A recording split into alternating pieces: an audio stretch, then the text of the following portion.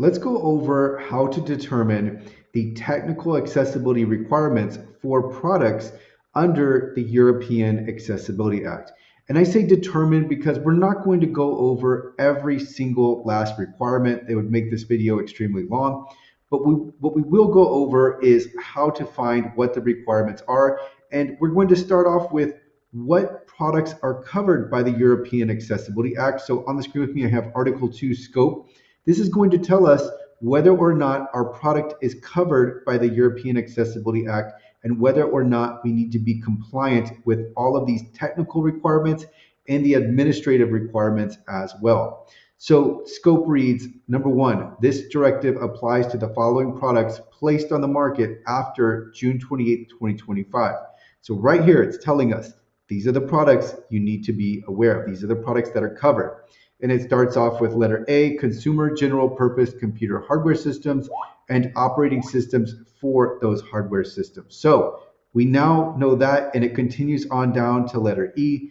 But the important part here is to look at the scope to determine whether or not your product is covered by the EAA. And now what we're going to do is look to Annex 1. Under Annex 1, it reads accessibility requirements for products and services. So here we found exactly where we need to be. If our product is covered, then we go to Annex 1, and then we go to Section 1, General Accessibility Requirements related to all products covered by this directive. And we look down, and let's just read the general paragraph because this is going to tell us about the specifics that follow. Products must be designed and produced in such a way as to maximize their foreseeable use by persons with disabilities and shall be accompanied, where possible, in or on the product by accessible information or their functioning and on their accessibility features. So what this is telling us is the product itself needs to be accessible as well as the packaging and information surrounding the product. And then it gives us these technical accessibility requirements that we can read in Annex 1. So I'm not going to read through all of those requirements, but I am going to scroll down and we are going to come across, as I'm continuing to scroll, Section 2. In Section 2, under Section 2, it reads accessibility requirements related to products in Article 2, Section 1, except for self-service terminals referred to in Article 2, Section 1, subsection B. So then it reads, in addition to the requirements of Section 1, the packaging and instructions of products covered by this section shall be made accessible in order to maximize their foreseeable use. And then it talks about the packaging and the instructions. So remember that this is except for self-service terminals. So that's an important part here, but you'll want to familiarize yourself with Section 2. And then continuing on down, we get to accessibility requirements for services covered by this directive. So if you're a product, you don't need to be concerned with the services section. And then we'll continue on down. And then we have additional requirements related to specific services. So it's not just generalized services. Here are the specific services you need to be aware of and the accessibility requirements for those services. And then continuing on down, we have really a Section B, which is not going to be applicable to most. And then Section 6, accessibility requirements for features, elements, or functions of products and services in accordance. So here we have some additional information on product accessibility and features or functions of the products. And then we get to Section 7, where we have functional performance criteria. And then we can look to this for additional guidance. So when accessibility requirements set out in the previous sections do not address one or more functions of the design or production of the products, then this means that you can, in their words, comply with the related functional performance criteria set out below.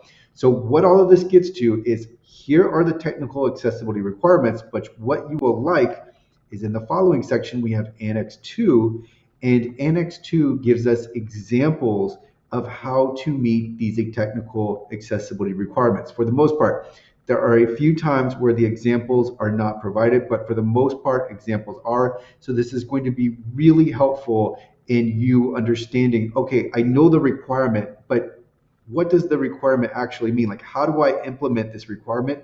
And then this examples table will give you information, give you examples on how to meet the technical requirement. So obviously, I did not go through every single last accessibility requirement. It would have taken too long, but I will link to not only the directive, but the accessible.org blog post where we break down all of the requirements in plain English. So let's go ahead and go to this accessible.org blog post. And then let's go ahead, and I'm just looking for a requirement to give use as an example. So let's go all the way to the top. We have Annex 1, Section 1. So remember, at the very beginning, so we have here the requirement when the product provides for communication, including interpersonal communication, operation, information, control, and orientation.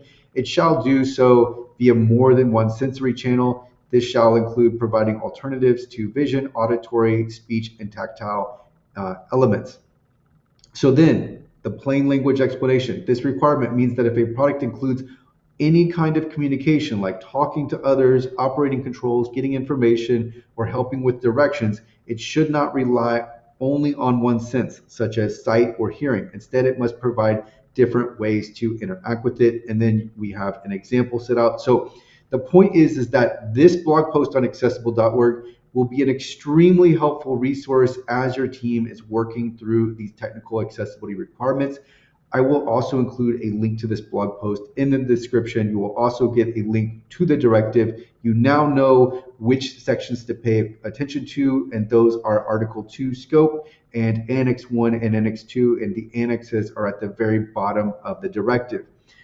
Last, if you need help with compliance with the European Accessibility Act, accessible.org offers many accessibility services. We offer consulting, we offer training, and then we also offer audits. And so we're going to be there to help your team work through these accessibility requirements. So if you need help with accessibility, feel free to reach out to me. I will include links to accessible.org in the description.